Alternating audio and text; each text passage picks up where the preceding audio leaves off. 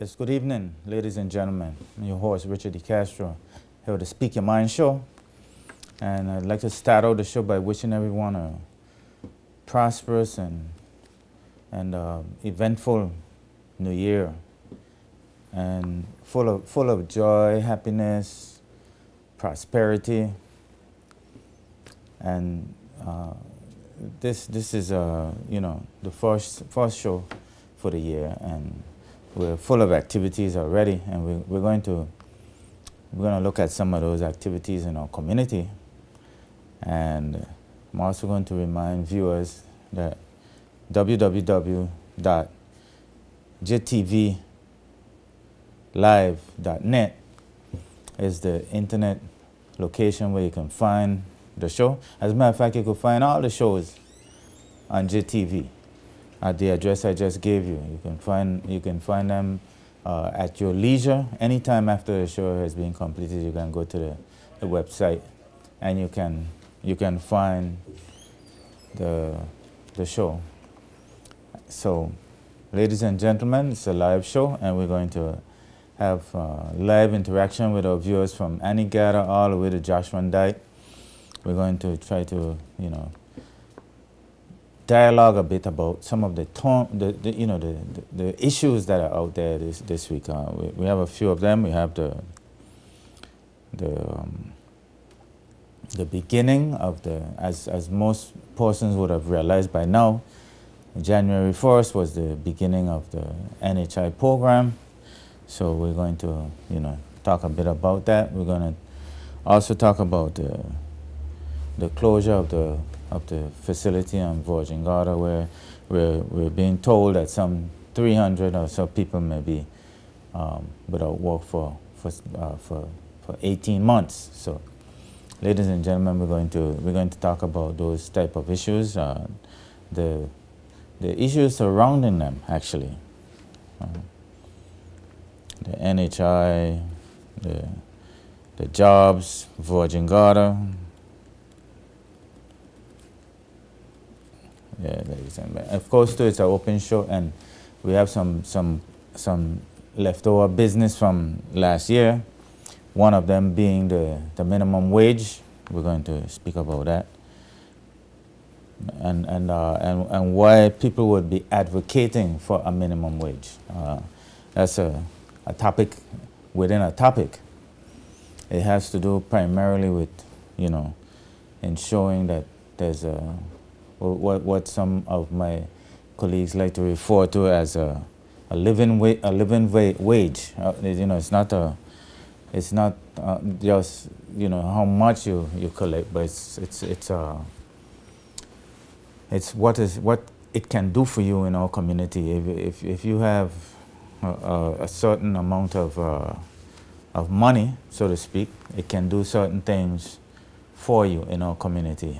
We know about the staples, the bread, milk, butter, cheese, basic necessities, and we live in a tourism economy, so to speak. Our economy is really fueled by the other people that live among us temporarily. Some people say we have 30,000 people, but if you have 30,000 and you have a cruise ship letting off 10,000, that's 40,000 for just one day. So, ladies and gentlemen, we have to start looking a little bit closer at the demographics of the country and how it affects the individual. So, yes, ladies and gentlemen, we're going to speak a bit more about when might possibly be some closure on the minimum wage. We know it would have to go through a process. It has to be taken to the House of Assembly, and it has to be passed by the majority members. And in addition to that, it has to go to the governor for the governor to ascend it, and then it has to be put in the Gazette so that it could become law. And then after that, you know, you may see it on your paycheck, but I don't think you're going to see it on your paycheck anytime before that. So there are a number of steps, and each of the steps I just described to you have a time factor involved. So it's going to be like that. You know, it's not going to happen overnight. So yes, ladies and gentlemen, we're here. We're going to, I guess, stick with a few topics so that we could get through the evening in a timely manner, so to speak. Yeah, I also would say that we had a number of activities over the holiday that made the territory a bit richer. We had the Christmas on DeCastro Street. We had the Foxy's annual New Year's Eve turning of the year activity, which is an activity that is sought by people from around the world. And ladies and gentlemen, we're learning that we wouldn't be having the exhibit at Paraquita Bay for the farmers, which is a disappointment to me, because it's something I look forward to annually. So we're going to have to ask or request of our leaders that we keep up with the cultural activities in the country. So that's going to be one of the things we're going to have to ask for more vigilantly, I believe. We have to instill in our members that cultural activities are just as important as building buildings and a number of other things. So yes, ladies and gentlemen, we're here to Speak Your Mind show. Of course, the show is open and the numbers are up there as well. It's 300-1949 if you're going to call, and 300-1950 if you're going to text. I'm hoping to have a good show, some interaction with persons from the various areas of the territory. I'd like to say from Anegada to Joshua Neck and everything else in between. And we can talk about a number of issues, I'm pretty sure, that affect persons on a daily basis, or we can talk about things that long-term, things that will affect us in time to come, or even things that may not affect us now but would affect future generations. We have the budget online to come to the territory as well. We're using the 2007 Constitution, which allows the government to put some funds in place to carry the country in the interim until we get a budget, and that's perfectly legal. I have a text that came in. Let's see what the persons are saying. It said Virgin Gorda is in a state of emergency, no water, no electricity on a regular basis. Healthcare in Artsum, only 2 days a week. 300 plus people will be displaced. No representation. I saw online too, someone is asking for the district representative to make a statement. I think it would only be appropriate if the district representative, or I might add something that has to do with politics and good governance and representation. The incumbent or the person that didn't make it to the House of Assembly can also make comments at this time, because we're talking about good governance and we're talking about moving the country forward. So this is also an opportunity for political persons who have a different ideology, a different point of view, that can move the country forward, to step forward and share that with the community. It's a way of dialoguing, and that is one of the ways that we grow in a community. We're able to share ideas with each other. Sometimes our ideas are not the same. Sometimes when I say we, the people who get on the microphone, the talk show host, the radio host, the television host, the people who carry the news media, we get out there and we sometimes say what we have to say, and sometimes it's not politically correct. PC. Sometimes we're off bad with the political correct, but sometimes we're dead on with it as well. And I'd like to just blow the trumpet for the people that do this thing at this time, just a little. That it takes a lot of research in a number of instances. It takes a lot of leadership, a lot of courage sometimes to get out there. I'm just reflecting, say for example, on the journalist in Iran that just got released. He left his country, left his job, went all the way to Iran to report, got in jail, and now he's being used as a pawn. He's being released and used as a pawn. But just to show you that some people will go that extra length to get to the bottom of some issue that could change, in some instances, change the world. I got another text. People standing in NHI line. Another text, ladies and gentlemen. People standing in NHI line in the hot sun by the hundreds and still being threatened. That's not a good situation. We know the NHI is having some challenges as far as the registration is concerned. There's a number of views on that. I've heard some people say they've met in the district. They've been in the district having registration. They went to the Seacoast Bay area. They went to the East End area, etc., etc. So, I'm hearing that we had enough opportunity to register early. However, the fact is now is that a lot of people did not register early, or there were some difficulties with registration as well. Some people registered, and the picture-taking part of the registration was not as quickly as some of us would have wanted to be. So there are some challenges, and I think, like any business, courtesy and comfort, customer care, all these things go hand in hand. They come out of my mouth with one breath. So yes, ladies and gentlemen, I think we have to, take the text that came in seriously and consider we the people and the fact that we're also the ones who are paying for all of this stuff, and we demand good service, proper care.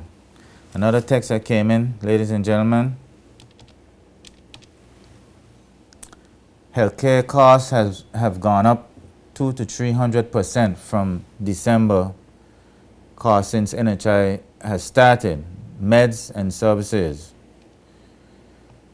Ladies and gentlemen, I was on this show here talking about the fact that I from living in other places, I know of healthcare fraud.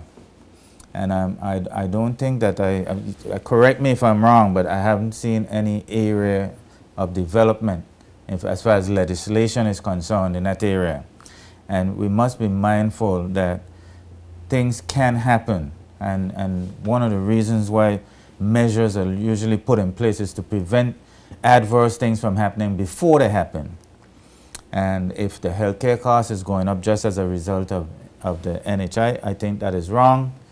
The service that is being provided has not increased. The amount maybe, the amount of people receiving service may have increased, because now that you would have more people with insurance than before, so people may take advantage of taking care of their health, which is a good thing. However, if this is happening, I think that the persons in charge need to take a serious look at this and to put measures in place to prevent it from happening. That would be a sad situation if we have actually killed the goose that laid the golden egg by taking one of the eggs. The National Health Insurance, as I said before, I think if you look at it in perspective, it provides a service to persons who would not normally have health care. And to me, that is the best thing about the NHI. However, if it's having that adverse effect, it needs to be corrected. The budget 2016 is in the making. It's coming. I want to ask our viewers out there to be vigilant, to pay attention to what's going on. The last budget that we had, the 2015, I think for the next show I can promise the viewers that we can have a little discussion about that, because it's history now. It's already gone. 2015 is already gone.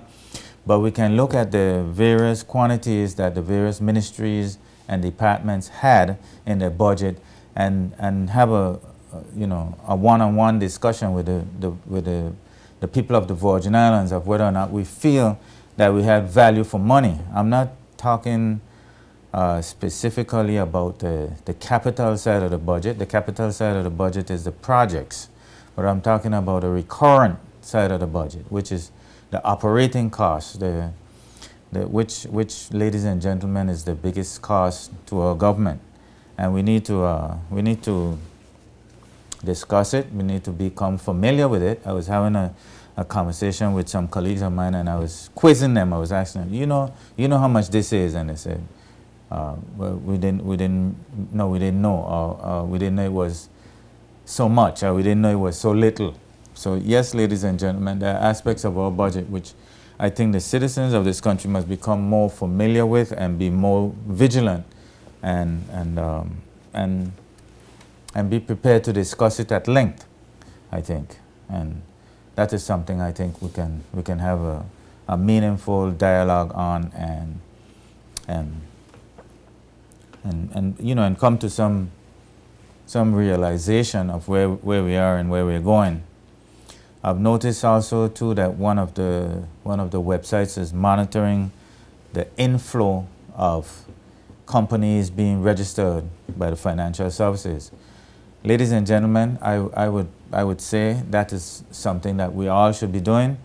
And the question is why? Why would we want to monitor how many companies are being formed in a territory on a regular basis? And the answer is simple. The formation of companies, the management of companies, and that whole service sector of our community generates, listen to me good, ladies and gentlemen, generates something like $160 million a year in the territory. We have to look at whether or not that is becoming more or becoming less regularly, because our livelihood depends on it. Ladies and gentlemen, I have another text. Yeah.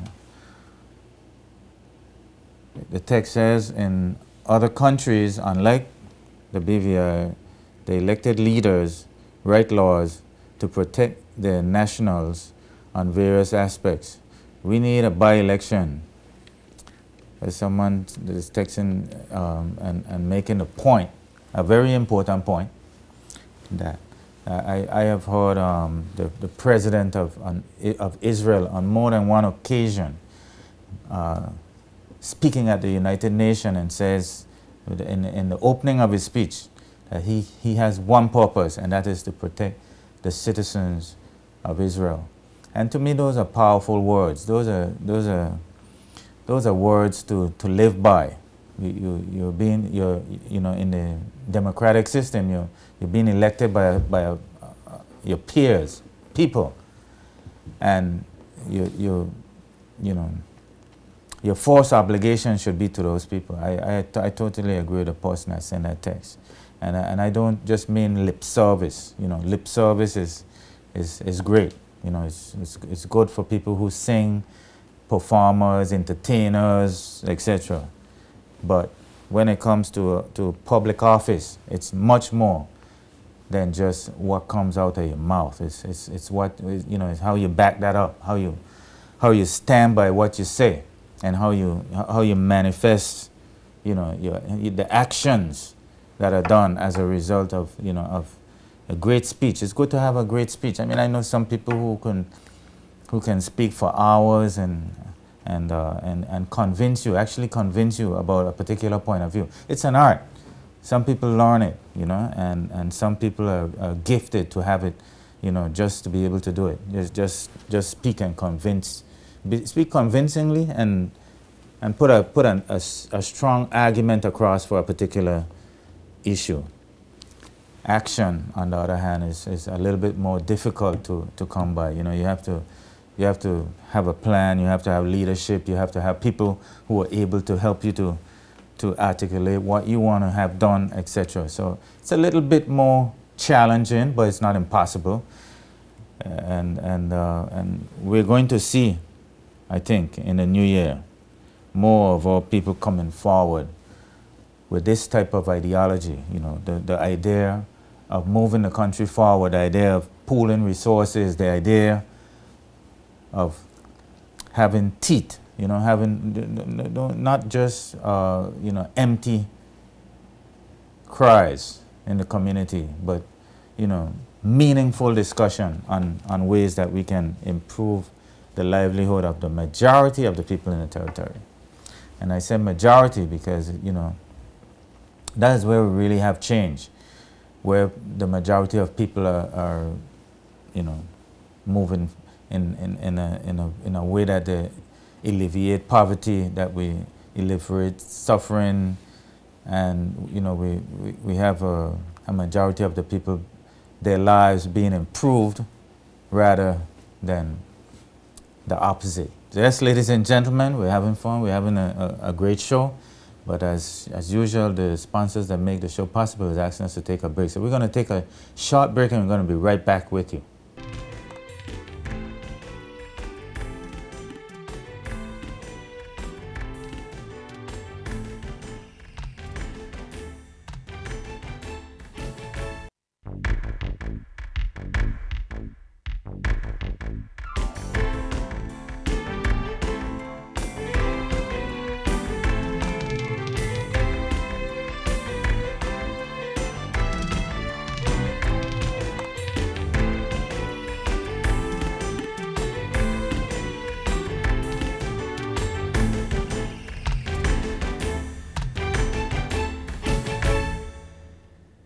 Yes, ladies and gentlemen, we're right back with you after a short break.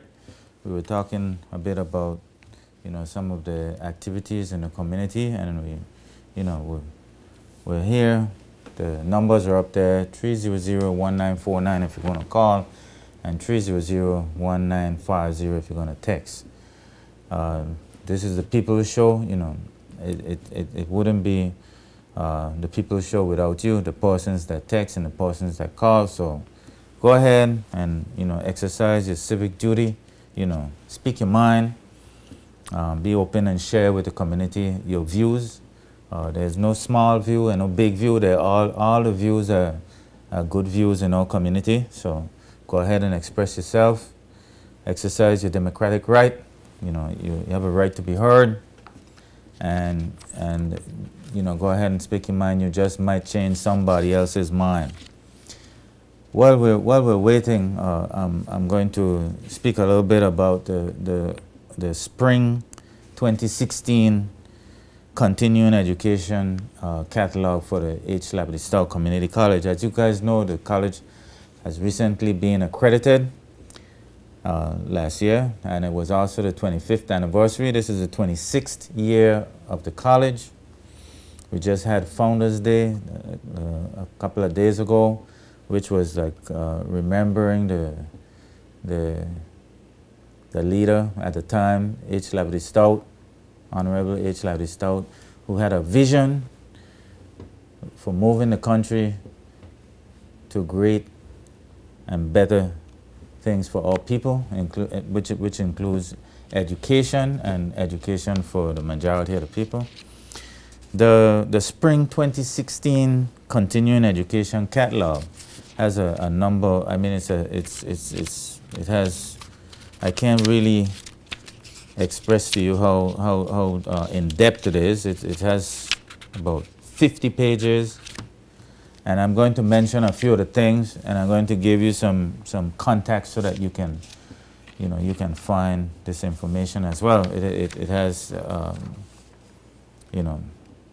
a number of certificate programs, and it has developing professionals, enrichment in the community, and it goes on and on. Just to mention a few of the things it has in here, I will just give you a few examples. It have motorcycle technician. It has a course in a licensing course for electricians, Class C. Class C is your general house wiring. We have HVAC customer service. We have HVAC technician. Safer Building 1, Safer Building 2, those are the Safer Building courses that have been put on now for a number of years for contractors. We have Basics in Business Communication, Accounting Basics, Human Resource Management Program, Marketing 101. We have Database, Oracle Database 12C, Administrator Certificate Associate.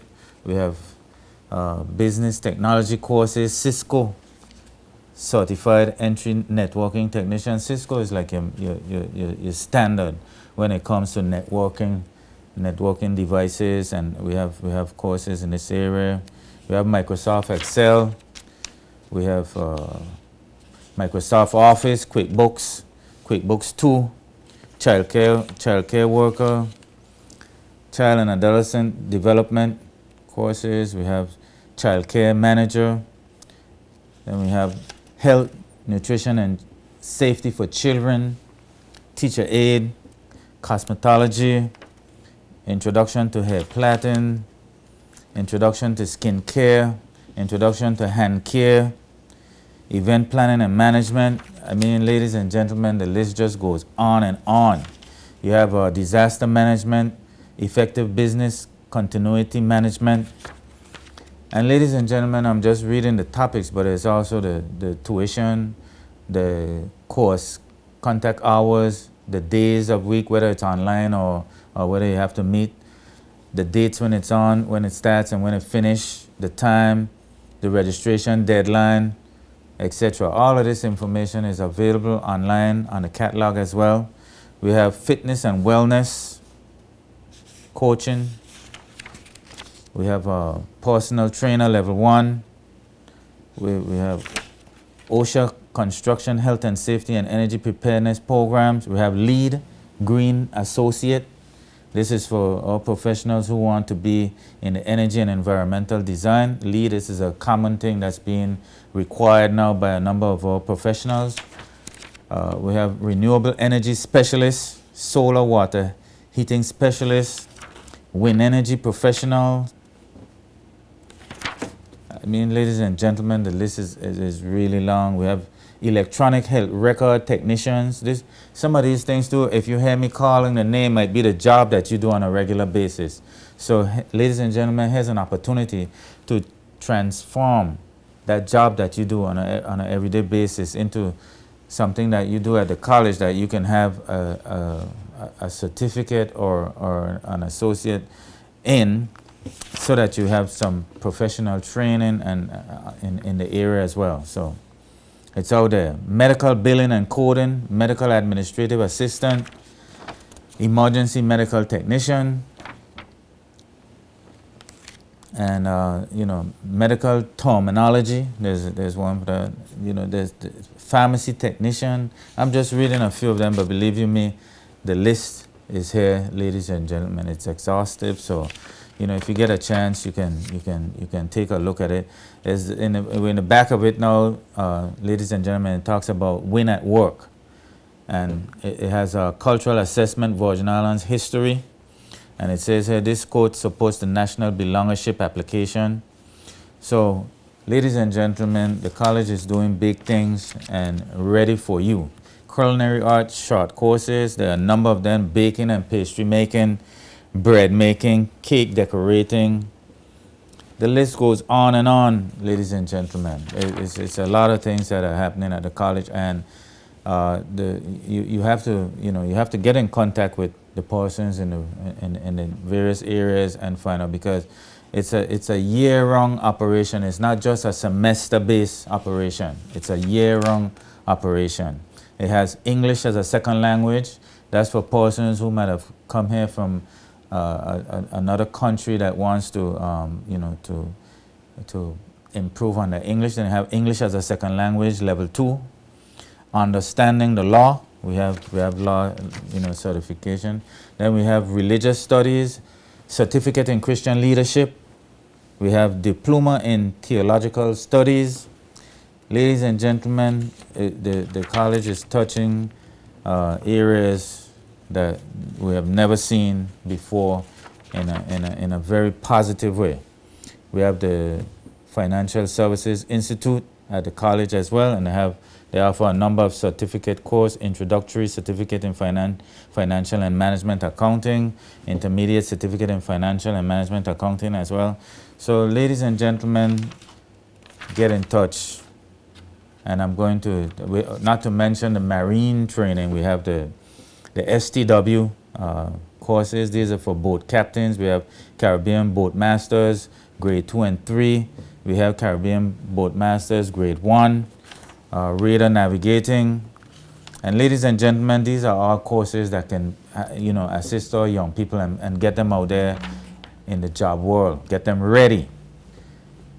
So yes, ladies and gentlemen, it's all out there. The telephone number is 852-7191, 852-7035, or you could go to the website and go to www.hlscc.edu.vg//CPD. And you can find this catalog, that address that I just gave you. Or you can just stop by the Marine Center at the college and pick up one yourself and get started. It's never too late, ladies and gentlemen. There's no age restriction to attending college. So, do what you have to do and, improve your own life situation. The college is there for the people of the Virgin Islands. So go ahead and take advantage of this excellent opportunity that has been provided by one of our leaders. I have a text that came in, ladies and gentlemen. It says, a large majority of our people don't seek to know their rights and are being taken advantage of. Get to know your rights and don't be intimidated.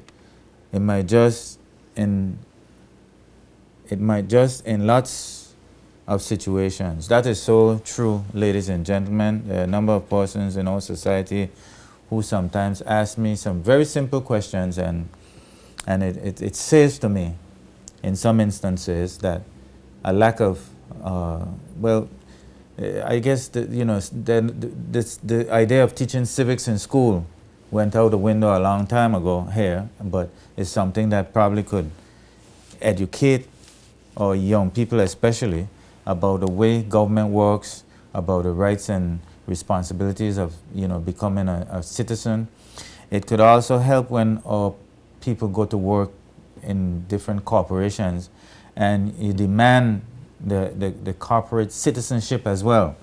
So it is a very good comment there that I just received there by text, that a number of persons in our community don't understand what their rights are, and therefore in some cases I say if you don't exercise your rights, in a number of instances you may opt to lose your rights, and persons who are a little bit smarter than you may take advantage of you because they know that you don't know your rights. So ladies and gentlemen, be vigilant and be upright with learning what your rights are, what you can and what you can't do legally, and I think it would help a lot in our community, because it would make the whole country more responsible, and as our leaders speak about accountability and good governance, and those kind of words would have a different meaning in our community. Ladies and gentlemen, at this time,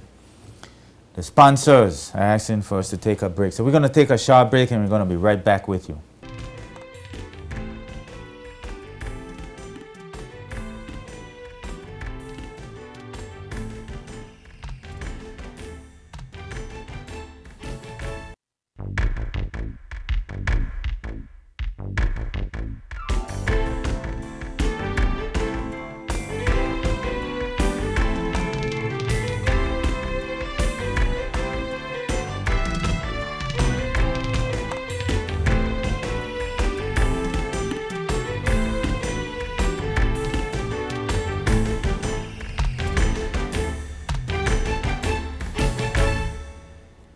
Yes, ladies and gentlemen, I'm back with you after a short break.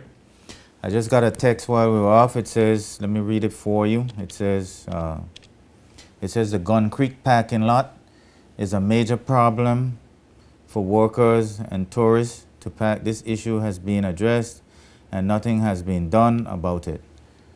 Okay, I'm familiar with the Gun Creek area. It's where a number of persons park to go to what I call the playground of the rich and famous. That is the area between Gun Creek, the facility on I'm lost for the name of the island right now. But anyway, there's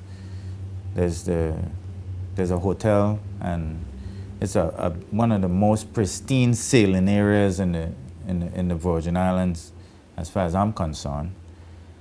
And Bitter End is on one side, and on the other side, you have another island over there where persons frequent pretty often. Anyways, not to mention the fact too that the people that go to the other hotel there, I'm lost for the name of it at the moment, but a lot of persons pack there, the hotel workers, the people that go to the hotel, etc. And it needs being proper organized as well. Not to mention that it is one of our tourist areas, and locals and tourists alike use it, and it needs to be properly addressed. I think the persons that listen to this show who have that area as their responsibility would look into it and ensure that something is done, to alleviate the burden that some people are having. Yeah. A text that came in, it said, Little Dicks do the staff very bad. I think that's a foregone conclusion in our community.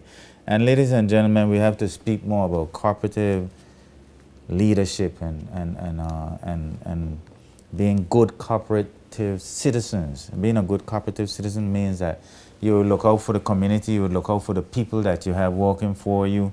You treat them with dignity, respect, the whole 9 yards. I think we've let ourselves down by not demanding corporate citizenship in our country. And this is not just for the hotel sector. This is for the trust company sector.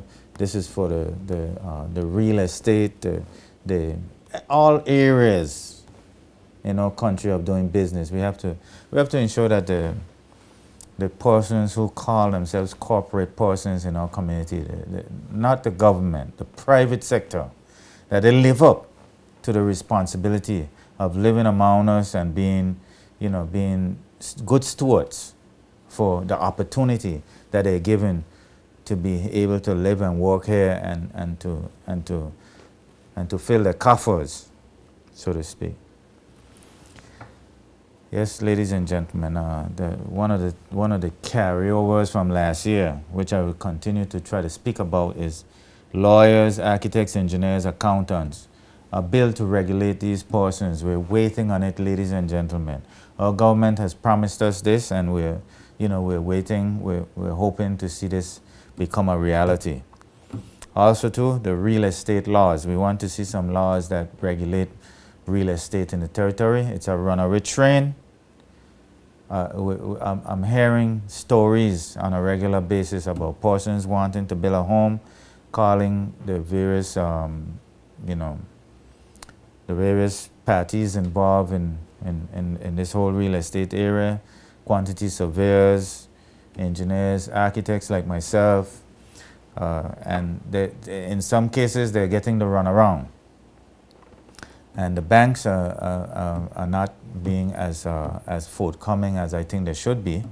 So yes, ladies and gentlemen, we have to be vigilant, and we have to ask for these areas to change, and to change quickly, not just lip service, but some better service in that. I got another text that came in. It says, it is hard to think that the leader of this territory is not consulted on any issues that will affect the livelihood of its citizens. That speaks volume of the level of respect that is due to his position. He could at least suggest that Little Dicks do their projects in stages. All leaders need education in politics. They need to all step aside. Ladies and gentlemen, you see, people are beginning to speak their minds. They're being forthright with their thoughts. And I think it's only healthy that we have, dialogue, back and forth about the various issues in the country, and express yourself. Don't be afraid to express yourself. And ladies and gentlemen, tonight you might say, but De Castro is a bit upfront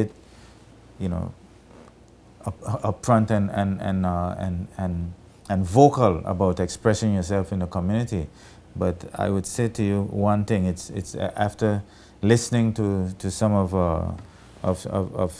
some important documentation that was done earlier, like in the 70s and the 80s, that have spurred me to really want to be more vigilant in expressing to persons in our community what role we need to play if we're going to continue to develop these Virgin Islands, and to be good stewards, and to show leadership rather than being innocent bystanders in a country that is that has been good to us so far, and can be great to generations and generations to come. I have hope. I really do have hope. Last time I was on air last year in December, I was encouraging people to have courage, but hope is another word that's high on the agenda, ladies and gentlemen. You must have hope. And if you don't have hope, you have despair. So let us not go in that direction. Let us lift each other up. Let us have hope that this country is a great country, and that we can do the things that we say we want to do. We can make a difference. One Virgin Island at a time, we can make a difference. I have to definitely make mention of Donald De Castro and the attorney that was on the radio during the week, and reminding persons of how important labor issues are, and how important a labor union is, and the type of leverage and development that we can get by having proper labor representation. I heard my colleague there. I didn't know he had all of that in him, but I heard him giving that expression, and I must acknowledge his contributions thus far. He has personally challenged me to do some things which I can't do at this time, but I'm seriously considering some of the things that he has challenged me to look into, because we in the Caribbean, the whole Caribbean now, I forget the Virgin Islands, the Caribbean, we have had great leadership in labor movement, in the whole labor movement in the world. We have persons in the Caribbean who have taking the initiative and done some outstanding things. They didn't get the Nobel Peace Prize, or they didn't get any MBE or OBE, but their contributions are well noted in my book. And I think we have some people like that among us right now. Talking about Tony Rowe. And, you know, ladies and gentlemen, we must continue to acknowledge when we have persons among us who are able to, you know, to move the country forward, regardless of where they came from, or regardless of what their background might have been. You know, if their contribution to the community in a positive way, acknowledge it. And we have to, you know, stop the double standard, you know. Acknowledge it and give due praise where praise is due. And ladies and gentlemen, if we do that, we'll have a much better community, a much more homogeneous community, and we'll get along a lot better than we're getting along right now. Divide and conquer is one of the tools that the oppressor uses, and we have to be mindful of that, and we have to steer away from that in our daily lives, in our general operations from day to day. You know, ladies and gentlemen, at this time I have to, you know, make a wrap up of the show. We had a wonderful show. We talked a bit about the NHI, some of the challenges with the NHI, the waiting in line, and the updating of the information, the fact that some of the pharmacies are not up to speed with the procedures that are necessary for NHI, and hoping that we get with it quickly. Let us get with it quickly. Let us do whatever we have to do. Put on a double shift, send a fax, send an email, whatever we have to do. Let us get on with it and get it going. Make it work. Jobs on Virgin Gorda, we know 300 plus, we understand. And that is not going to go away right now. I'm sure we're going to have next week and the week after, and the week after that, we're going to be talking about Virgin Gorda. The minimum wage, I said, I explained the process as I know it, how we will get from where we are to where we need to be. We have a report that was already done. There are a number of steps now that would need to be done in order to make the report a reality. The budget 2016, we're waiting anxiously. We know that the 2015 budget was $300 million, and we're waiting patiently for the 2016 budget so that we can peruse it and see where the people's money will be allocated. I went to great length to show some of the offering at the H. Lavely Stoutt Community College. I was referring primarily to the continuing education catalog, which is a separate area in the college, and it is one of the areas, in my opinion, that meets the mandate, which is the needs of the community. And our community is so diverse. I mean, we have persons in the healthcare, financial services, the technicians, the various persons that provide services. The list is endless. And here the community colleges, reaching out to the community to meet these needs in a number of ways, with online courses, with face-to-face courses at the college, and not by a semester, but on an ongoing, around a year basis. So I think, get on board, get with the program. That's my advice to our viewers out there. Seek the information, find out what's happening for your particular area that you need to know. Everybody have a different area of concern and a different area of challenge in them. So, find out yours, get in touch with the college. And if you forget everything else, don't forget the numbers I gave you. I think it's 852-7035. And If you forget everything else, just dial the old number, 494-4994. You can't forget that, 494-4994. That's the old number, and that will get you to any of the numbers at the college.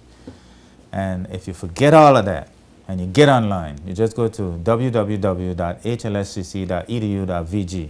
And from there, you get there are a number of websites that you can access that can help you to navigate, your particular educational needs. So yes, ladies and gentlemen, we had an awesome show. We had some interaction, and we had some text that came in that helped to make the show what it is. And we had a wonderful show. And at this time, as I usually say, ladies and gentlemen, God bless these Virgin Islands and the people that live in them. And we'll see you again next week.